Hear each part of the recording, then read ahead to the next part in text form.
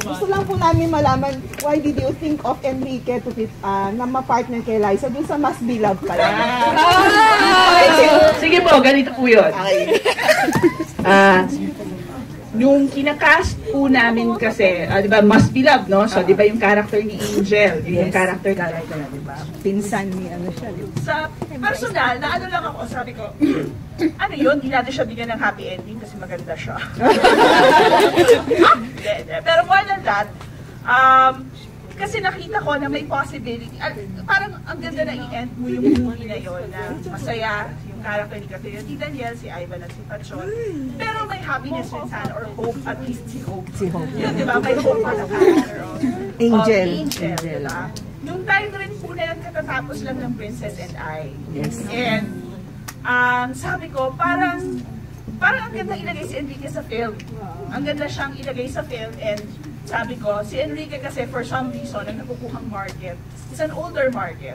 So I also took that into consideration. So I said, when I said, okay, let's give Angel a happy ending to her, at least a hopeful ending. And then nag-discuss po kami ng producers, si Elma at si Ken. Kaya sino nalagay natin? Then sabi ko, si Enrique. Sabi ko, lagay natin si Ken. It would be exciting to put Ken in the film. Pinaalam po namin kay Tita Malu, pumayag naman po si Tita Malu. Ang hindi na po alam ni Liza, si Ken ang makaka-extend. Oo. Ito ba siya? Ayun, so parang ginawa po ni Direktado, kasi sobrang yung love ni Direktado si Ken, and nakita niya na parang, uy, mag-work to. So, ginawa namin, sinabi namin kay Liza, and well, narinig namin, hindi namin kung totoo, sabi namin, parang crush ata ni Liza si Ken. Sabi namin, so, baka mag-work to. So, sabi namin, sige, lagay natin siya, pero wag natin sasabihin kay Liza na si Ken yung partner niya. Para paglabas ni Ken, maganda yung action, natural. Yan. So, ginawa po namin si Kuya Darwin, na utility namin, pinag-base po namin ng suit, ganyan. Tapos sabi namin, magsusari ka, kunyari, ikaw yung makita niya sa ending. Nag-rehearse po sila, tinanebyo si Liza. Kasi parang feeling niya, ano ko gagawin to, ganyan. Rehearse, di po niya alam. Ginimika pa na po si Ken, inaayos na po. Tapos sabi namin, sige, balik ka na dun sa loob. Pag nag-action, labas ka. So, di-rehearse, ganyan. Akala niya talaga si Darwin, si Kuya Darwin. Balik ka na, magte-take na tayo. Pagbalik ko niya sa loob, pinalabas na po namin si Ken. Okay. Tapos po, nung lumabas siya, nagulat siya. Si Ken ang kaharap niya. Tapos, iyak po siya, tumakbo po siya palayo. Tapos sabi ni Ken, uy, hey, I'm sorry, what did I do? Ganun si Ken. Tawa-tawa kami parang concerned. Ganyan, pinabalik ko, sabi niya, loko. Akala ko si Kuya Darwin. So, nung inulit naman po, ang sabi ko po talaga sa producer namin, kunan mo to. May feeling ako, may lalabas dito. Kunan mo to. Sabi ko, kunan natin ang picture, pakita natin sa management.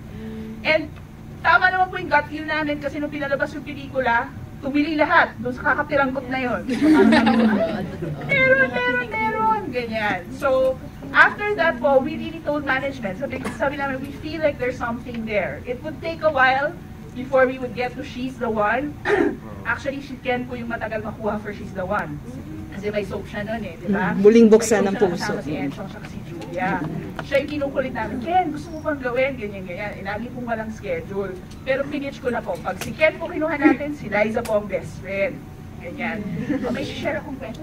Yes! Nandito kayo para marinig itong kwento na to. Ganyan. So pinitch na namin sa management, si Liza po, okay, si Ken na lang kukunin natin sa schedule. Sabi, kausapin niyo si Enrique.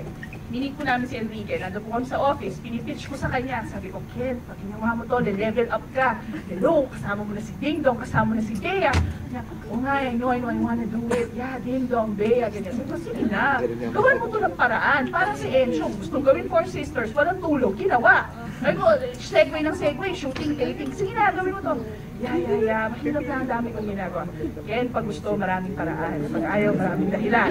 Tapos kaya sabi niya, I know. Sabi ko, ganito na lang. Pag hindi mo kasi ito tinanggap, kailangan kong palitan yung best friend. May nakas na akong best friend mo. Tapos sabi niya, bakit? Sino ba nakita mong best friend? Wala pa ka, hindi mo alam. Tapos, sabi niya, sino ba? Nandun po yung hunter nila noong time na yun, si Maki. Sabi ko, kapit ka. Si Maki na po nandun. Sabi ko, kapit ka. Bakit? Sino? sabi ko, si Hope, si Liza Soberano. Ginawa po ni Enrique Hill, pinalo po ang mesa. Sabi na natin to, wala nang usapin.